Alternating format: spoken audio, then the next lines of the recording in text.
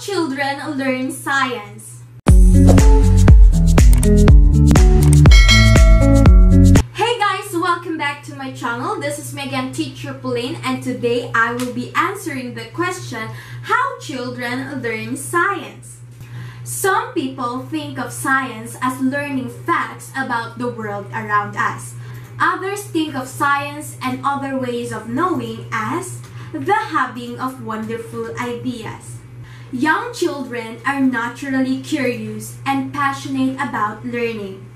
In their pursuit of knowledge, they're prone to poking, pulling, tasting, pounding, shaking, and experimenting. From birth, children want to learn and they naturally seek out problems to solve. Science as active exploration. While it is appropriate to introduce older students to science history and expect them to learn facts discovered by others, young children should learn science and all other areas of study through active involvement, and that is first-hand investigative experiences. Young children should be involved in sciencing versus the learning of scientific facts presented by others. Sciencing is a verb and suggests active involvement. Such involvement should be both hands-on and minds-on in nature. Thus, children should be engaged both physically and mentally in investigating and manipulating elements in their environment. To be developmentally appropriate and to be in compliance with national guidelines for the teaching of science, science education at the preschool and primary level must be an active enterprise. As articulated by Lin in 1999, the best way to learn science is to do science. Therefore, science for young children should involve asking questions, probing for answers, conducting investigations, and collecting data. This approach will allow children to become engaged in the investigative nature of science and to experience the joy of having wonderful ideas. Discovery learning.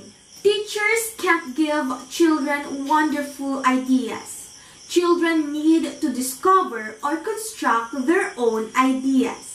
Developing new concepts or ideas is an active process and usually begins with child-centered inquiry, which focuses on the asking of questions relevant to the child. While inquiry involves a number of science-related activities and skills, the focus is on the active search for knowledge or understanding to satisfy students' curiosity. Knowing the right answer, then, is not one of the primary objectives of science in the early childhood curriculum. That word refers to knowing the right answer as a passive virtue and discusses some of its limitations. Knowing the right answer, she says, requires no decisions, carries no risk, and makes no demands. It is automatic, it is thoughtless. A far more important objective is to help children realize that answers about the world can be discovered through their own investigations. Sciencing, for example, involves coming up with ideas of one's own. Developing these ideas and submitting them to someone else's scrutiny is, according to that word, a virtue in itself and related to the rightness of the idea. Developing ideas of one's own add breadth and depth to learning. This is so even if the child's initial ideas are inaccurate views of the world. That word explains any wrong idea that is corrected provides far more depth than if one never had a wrong idea to begin with. You master the idea much more thoroughly if you have considered alternatives. Try to work it out in areas where it didn't work and figured out why it was that it didn't work, all of which takes time. Science goals. Desired goals of science in the early childhood curriculum include what we hope children will attain or achieve in 3 different areas: content, processes, and attitudes or dispositions. Content refers to the body of knowledge representing what we know about the world. Children's body of knowledge develops and increases over time, and their desire to communicate and represent their knowledge should be acknowledged and supported. The processes or process skills represents the active component of science and include such activities as predicting, observing, classifying, hypothesizing, experimenting, and communicating. Adults should support children in practicing and applying these skills in a variety of activities throughout the day. This can be done by showing a sincere interest in children's observations and predictions and by providing a variety of materials and settings that invite experimentation. Certain attitudes or dispositions are also central to scientific inquiry and discovery. These include curiosity, a drive to experiment, and a desire to challenge theories and to share new ideas. Teachers should value these attitudes or dispositions, be aware of how they are manifested in young children, and find ways to acknowledge and nurture their presence. Science in the early childhood classroom. Science is often subtly neglected in the early childhood classroom. Perhaps this is because science is perceived and presented as too formal, too abstract, and too theoretical. In short, too hard for very young children and their teachers. Perhaps this neglect is also due to the mistaken idea that the constructivist approach to education is incompatible with science education. A constructivist approach to education is based on the understanding that knowledge is constructed by children versus being given or transmitted to them. In this approach, children are viewed as intellectual explorers and theory builders. This approach assumes that as they interact with the world around them, young children develop their own complex and varying theories about this world. Teachers working from a constructivist approach provide a supportive environment where young children are encouraged to go about testing and revising their original theories.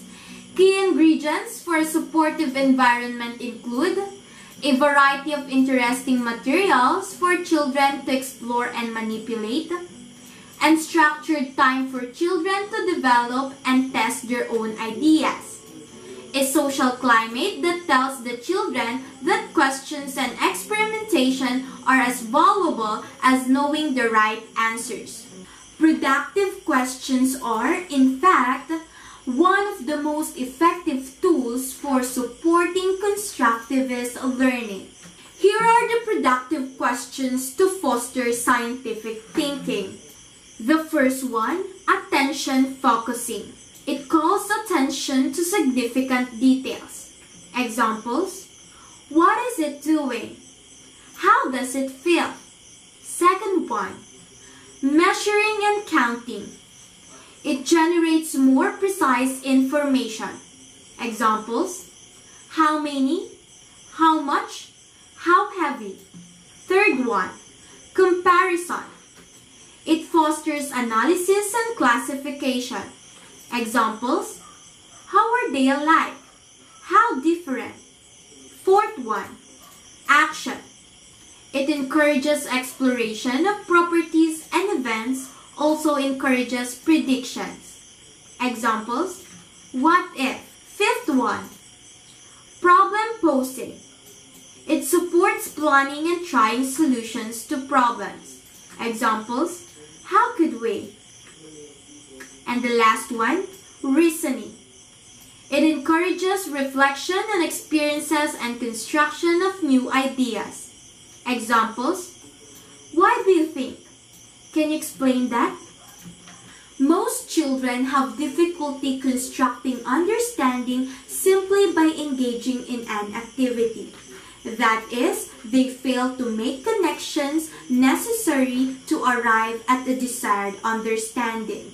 Productive questions provide a bridge between what the children already know and what they experience through an activity. Productive questions thus take a student forward in his or her thinking. They enable a teacher to provide a scaffolding for students beginning to build their own understandings. The 6 different types of productive questions work well with the constructivist approach to teaching and learning. These questions also support the science curriculum goals in an early childhood classroom. Used strategically, these questions allow teachers to meet students where they are in their thinking and provide the type of scaffolding needed at any given moment. The teacher's choice as to what type of question to use is based on what the teacher hears and sees as the children engage in an activity. The constructivist approach places the child at the center of the educational process. The teacher's role in this approach is to serve as observer and facilitator rather than instructor. Science education, however, has long been teacher-centered, with the teacher as the authority figure and the one with all the right answers. Without doubt, such a traditional science program involving authority-based, teacher-directed instruction is inappropriate for young children. While best practices in science education at all levels call for a more hands-on, inquiry-based approach, the image of teacher as authority persists. This image needs to change so that young children can reap the benefits of a stimulating science curriculum that nurtures their curiosity and their ongoing intellectual development. Through such a curriculum, children will experience the joy of having wonderful ideas. That is, the joy of finding out.